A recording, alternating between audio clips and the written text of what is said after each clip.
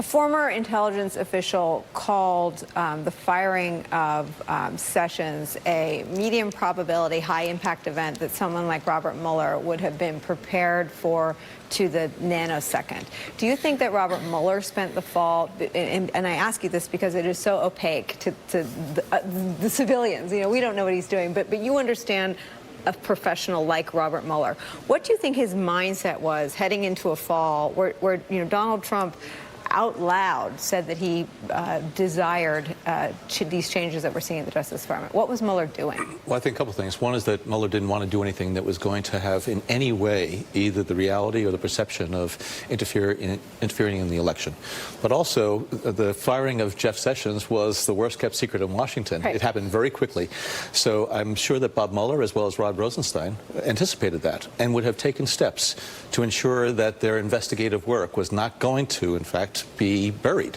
And so whether or not there's already moved forward with the sealed indictments or whatever, or have the report ready to go.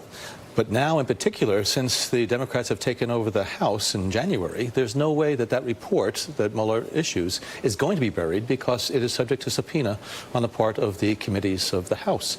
So I feel as though that Mr. Trump and others are really now worried because there are a number of atmospheric changes that have taken place that make, I think, their life a little bit more difficult. I wonder whether or not what we've seen over the last couple of days, both in France as well as here in the United States, is that Mr. Trump is brooding and sulking and really concerned and quite anxious, and who knows what's going on behind, and whether or not he's withdrawing as a result of the pressure that he is feeling, which is dangerous for someone who holds the office of the presidency to feel that they are under assault from the Department of Justice. He's certainly, whether he's brooding or doing something else, he's certainly carving out a lot of time to do it. They put a lid, which means nothing else public will happen in the day, on the president yesterday at 10 in the morning. It was Veterans Day, and he didn't do anything. He didn't go to Arlington, as you pointed out, Jonathan. In France, over the weekend, he didn't visit a World War I cemetery. You've been warning, really, since the early months of the Trump presidency about potential repercussions around the world of his style of leadership or abdication of it.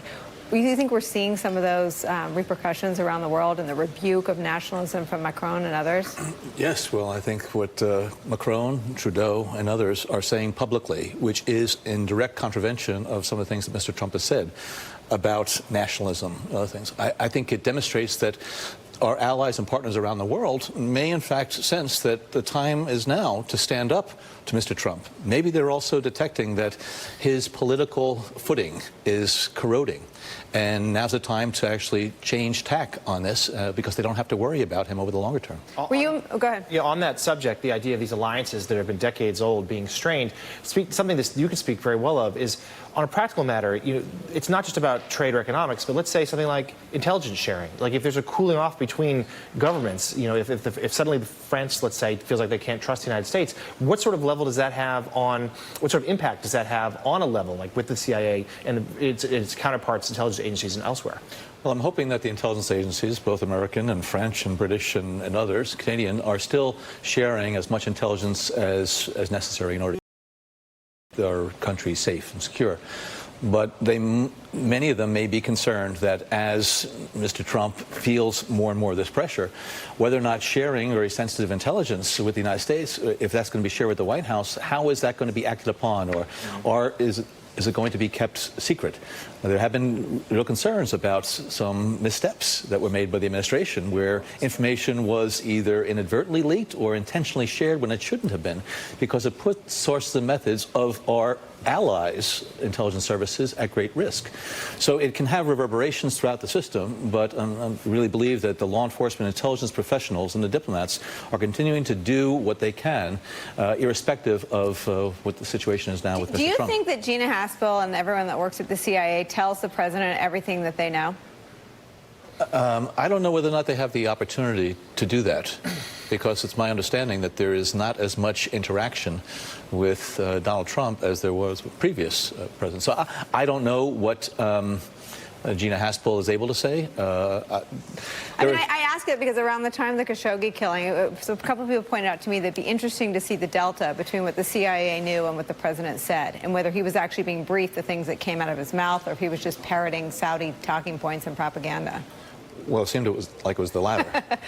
But I think it's... Do you think the House will investigate that? You think Adam Schiff's committee will look at that? Absolutely. Even the Senate Intelligence Committee, I think, will look at that. And I think Gina Haspel has an obligation to make sure she tells the truth and makes it clear to Mr. Trump exactly what it is that we know and what our analysis and assessment is involving, including the Saudi involvement in this and Mohammed Salman's involvement in this. Last question. How did you feel as someone who served the country for as long as you have, to see Veterans Day come and go and the president pass up the opportunity to pay tribute to our veterans?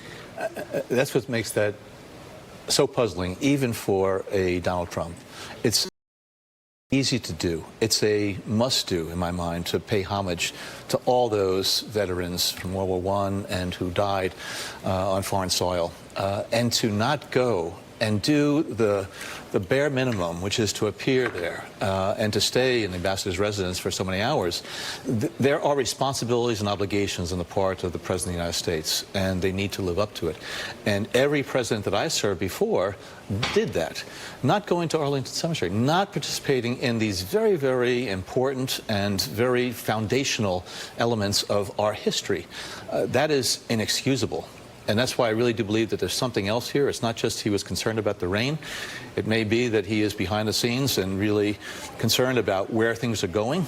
And that is a dangerous time, because if he feels that he is being increasingly cornered, how is that going to manifest itself? Whether it's in the firings of his members of cabinet, or it just shows it's a White House administration in disarray.